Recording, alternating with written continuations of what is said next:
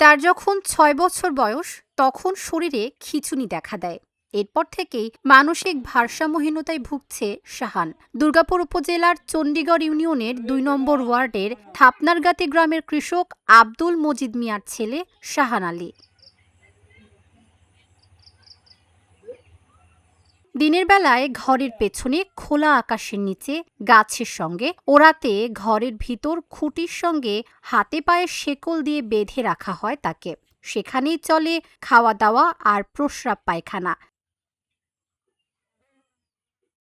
জন্মের প্রায় ৬ বছর বয়স হওয়ার পর থেকেই তার মধ্যে অস্বাভাবিক আচরণ শুরু হয়। সে সময় তাকে ছেড়ে দিলে ছোটাছুটি করে যাকে সামনে পেতেন তাকেই মারধর করতেন। এলাকাবাসীর গরু, হাঁস, মুরগি, ছাগল সহ পোষা প্রাণীকে মারধর করতেন। তাই অনাকাঙ্ক্ষিত দুর্ঘটনা এড়াতে বাধ্য হয়ে দীর্ঘদিন ধরে বেঁধে রাখা হচ্ছে তাকে।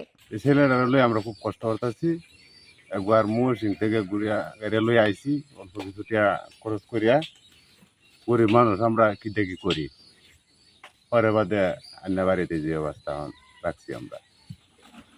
সরকারের কাছে আমরা আবেদন করি যাতে আমার ভাইয়ের একটু সরকারে যাতে আমরা বাইরের একটা কিছু করে, এটাই আমরা হাইতি। উন্নত চিকিৎসার লেগে যদি ঢাকা বা অন্য যে কোনো জায়গাতে নেই তেজন আমরা একটু ভালো আছি। এটা হলে আমরা খুব কষ্ট করতেছি।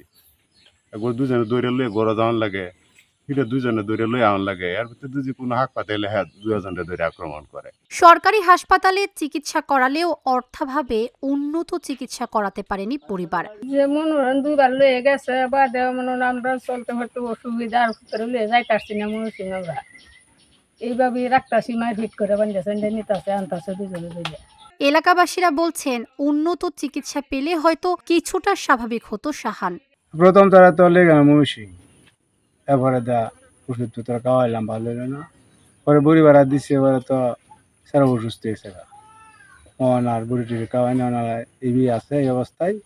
অন তো আমি গাড়িতে দিয়ে আমি কি করো আমার অন্তরে ভালো হতাম না। বাপ মারে মারে মানে আরো বেড়া এই চুললে সুরে 4 জন লাগে দূরে নিলে মারে না কেউ রে।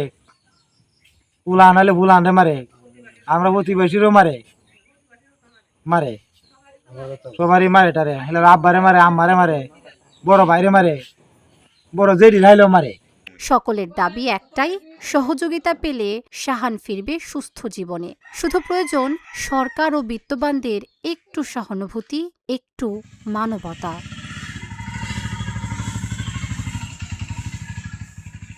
Dhaka journal, news desk.